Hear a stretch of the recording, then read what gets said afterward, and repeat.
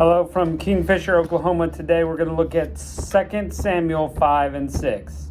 Well, the elders of Israel, now that Saul is gone, now that Ishbosheth is gone, are ready to anoint David king. So they gather him, they put him as king, and he now is king over all Israel. And this happens when he's 30 years old. And he's going to reign for 40 years, making him 70 years old. When he dies. So that's just a little bit of information, anachronistic, out of time a little bit. But David is finally king. So his patience pays off. God puts him on the throne. Things are going to go well for 40 years. The inhabitants of Jebus, however, a place that David wants to be, don't think David can take over. So they think their city is invincible, but not true. David takes it anyway. Then he starts setting about kind of doing king stuff. He has more kids. He sends to his neighbor, Hiram, king of Tyre, like, I need building material for all the things I'm going to build. And so they develop a relationship, and that will go for a few generations there. So he is living the life of a king there until the old enemy, the Philistines, decide, well, let's go test David out. We're going to go down there and battle and see if we can win. So they go to war a couple of times. Each time David does the right thing. Now remember, this is not what Saul did. He did not do this at all. David seeks out God first. Something we should all do all the time. Before we just go charging into things, we need to seek God. So if you write that down, write it on your forehead. Take notes. Seek God first. One of the battles, it even says that the Philistines started dropping their idols. What does David do? Burns them. Another great move. Get rid of that temptation out of your life. Move it away. Hey, people, take notes again. We need to get rid of that temptation from out of our life. And that way we can serve God faithfully. So, a couple of battles. David is victorious. Philistines lose. Now, David decides it's time to move the ark. Hey, you remember the story where Eli's sons thought, hey, we're hot stuff, we're going to go to war, and we're going to take the Ark of the Covenant with us. It's going to be great. That will cause us to have victory.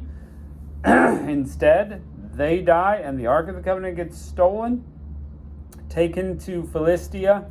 The Philistines are all excited, but they shouldn't be. Dagon falls on his face and breaks. Tumors break out on all the people. There's mice that are running everywhere, and they're like, get this thing out of here. Well, eventually they send it back to Israel, but David's going to move it to its proper place instead of at this guy's house. So he goes, and there's worship music. He's dancing. People are playing this music. It's a big procession. We're going to get this back where it should be. Things are going pretty well, but, it's a cart and there's some cows and it starts tipping. What would you do? What would I do? Maybe the same thing that Uzzah did, and reach out to just stabilize it a little bit. But are you allowed to touch the Ark of the Covenant, which is representative of the seat, the holy seat of God Almighty? No, you aren't. So as soon as he touches it, God strikes him dead on the spot. Pretty powerful, pretty amazing. God is that holy and that awesome. It's really what the wonder is why doesn't it happen more often? Grace. We really should get zapped a lot more, and we don't see it because we treat God as not holy. I'm guilty. I need to work on it. So anyway, they named the place after the guy, Perez Uzzah, and he dies. Well, they move on. David does some more dancing, moving it from one place to another. But his wife, Michal, Saul's daughter, is like, you're embarrassing me. This is ridiculous. You're not acting dignified. And David's like, I will be even more undignified. What you're afraid is I'm going to embarrass you in front of all these serving girls. But they are praising God just like I'm focused on serving God. Your attitude is wrong. Change it. So that's what happens for David. There's some great things happening, and we're showing why David is really a much better king than Saul. So Thanks for joining us. Let's jump in here to 2 Samuel chapter 5. When came the tribes of Israel unto David in Hebron, and spake, behold, saying, We are thy bone and flesh. Also in times past, when Saul was king over us, thou wast he that led us out and brought us in Israel. And the Lord said to thee, Thou shalt feed my people Israel, and thou shalt be captain over Israel. So all the Israel came to the king to Hebron, and King David made a league with them in Hebron before the Lord. And they anointed David king over Israel. He was anointed by God through the hand of Samuel before, but now it's like they're recognizing it. David was 30 years old when he began to reign. He reigned 40 years.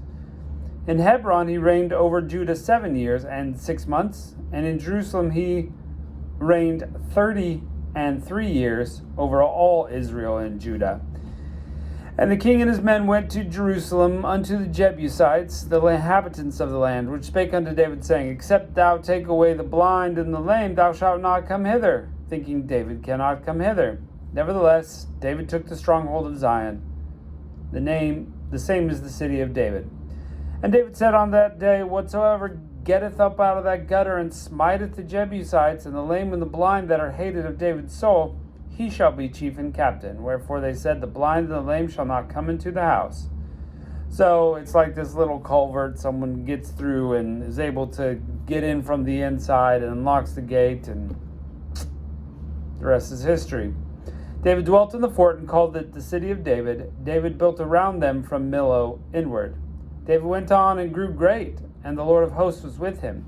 And Hiram, king of Tyre, sent messages to David in the cedar trees and carpenters and masons, and they built David a house. So he gets all the material.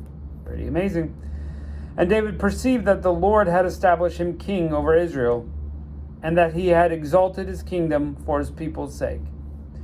And David took him more concubines and wives out of Jerusalem, after he was come unto Hebron. And there were not yet sons and daughters born to David.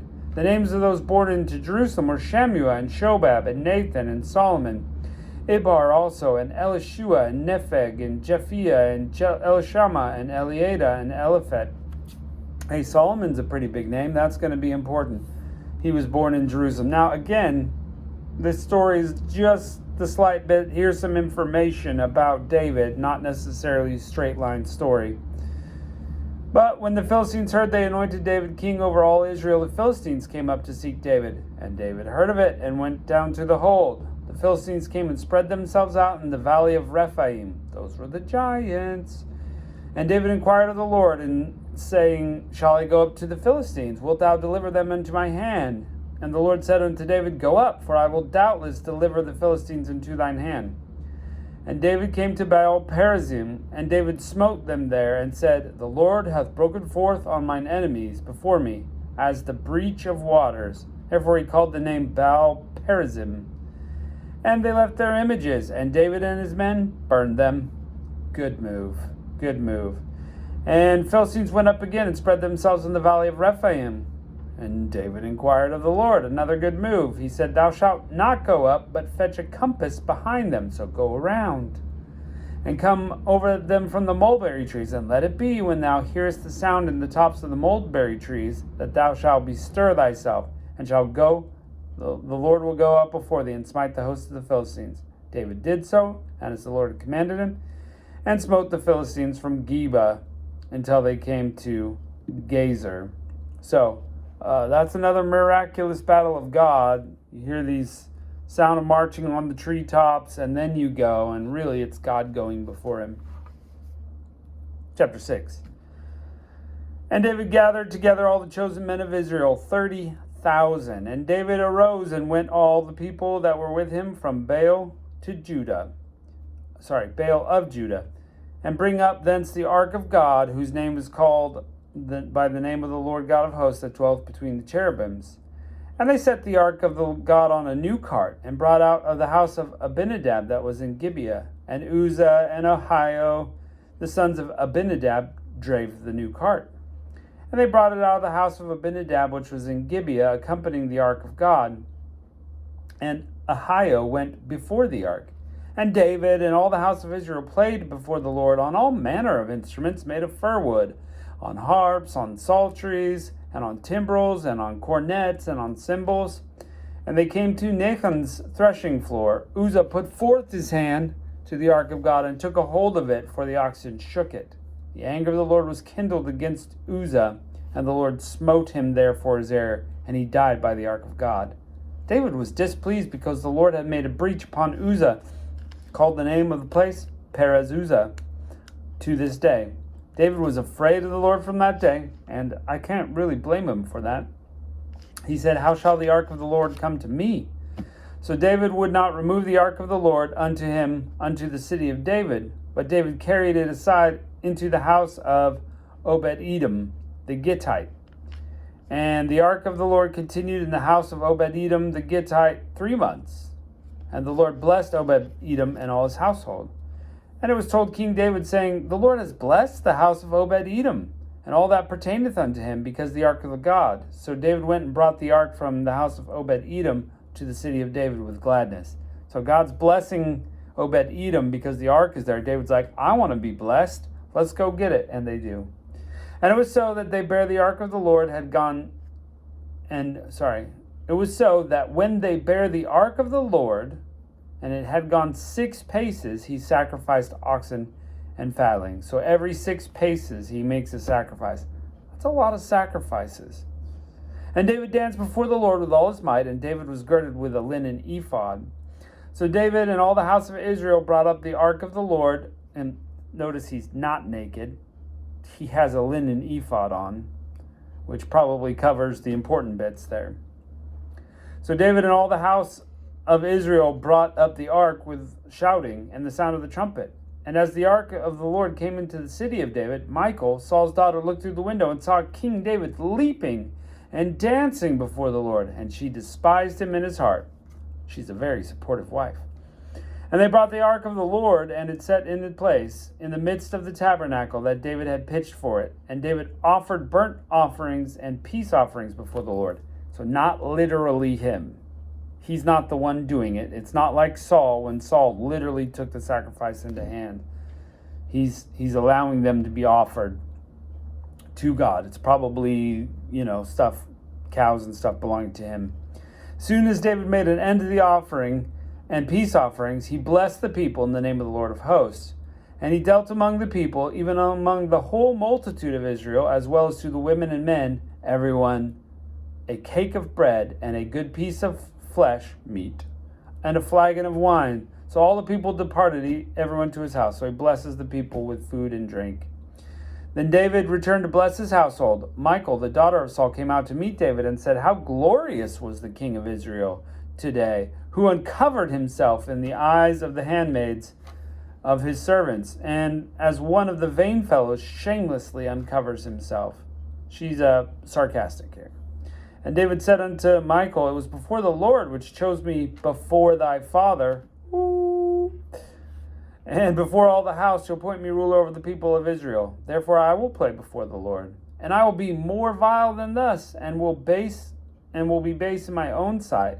And the maidservants which thou hast spoken of, to them I will be held in honor." Therefore Michal, the daughter of Saul, had no child unto the day of her death. She becomes barren because she's not really worshiping God. She's worried about what everybody's going to think. Goodness gracious, wow. Well, we see David's done some great things so far. Thank you for joining us, and we'll catch you next time.